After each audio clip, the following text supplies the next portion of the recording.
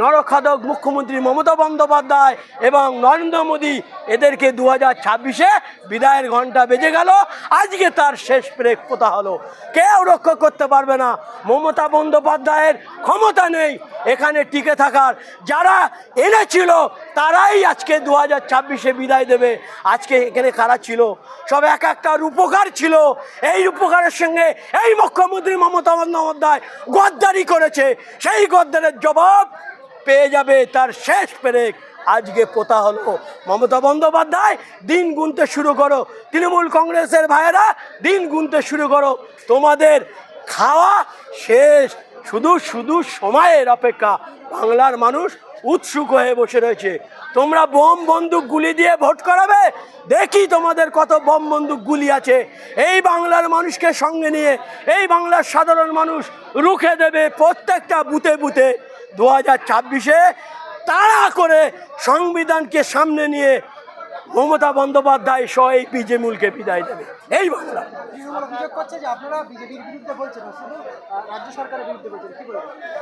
বিজেপির বিরুদ্ধেই তো বলা হচ্ছে।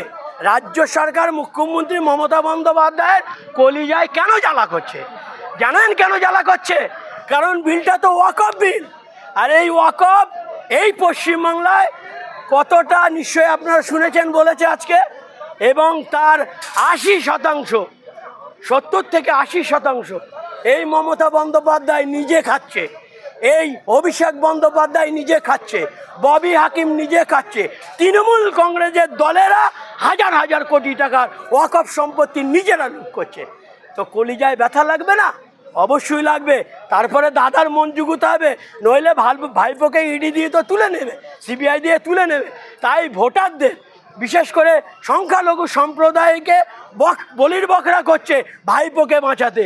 উনি নিজেই তো ওয়াকফ সম্পত্তি খাচ্ছে। ওয়াকফ নিয়ে আমার মুসলিম সমাজ যারা ভাবছে এখনো মমতা আমাদের রক্ষা করবে, এই মমতা রক্ষা করবে না, তোমাদের বলির বকরা করবে। যে সমস্ত মুসলিম সমাজের কিছু টুপিওয়ালা দাড়িওয়ালা এখন ওই মুখ্যমন্ত্রীর চটি চাটছে, তাদেরকে সাবধান করছি।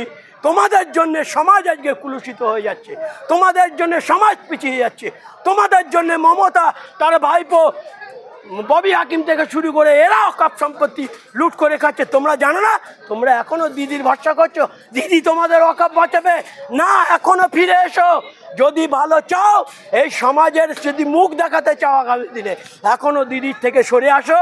আজকে এই যে রত্নরা ছিল, 30টারও অধিক সংগঠন, রাজনৈতিক অরাজনৈতিক সামাজিক সংগঠন এখানে ছিল।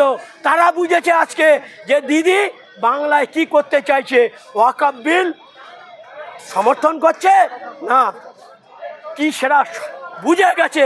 আজকে এই যে 30টারও অধিক যে সংগঠন, আরও সংগঠন আমাদের সঙ্গে আসছে। অতএব এই যে দ্বিচারিতা, এই মুখোশধারী মুখ্যমন্ত্রী মমতা বন্দ্যোপাধ্যায়ের মুখোশ আজকেই শেষ দিনে খুলে দিল, এবং বিজেমূলের বিদায় ঘণ্টা বেজে গেল। তার শেষ পেরে আজকে পোতা হলো।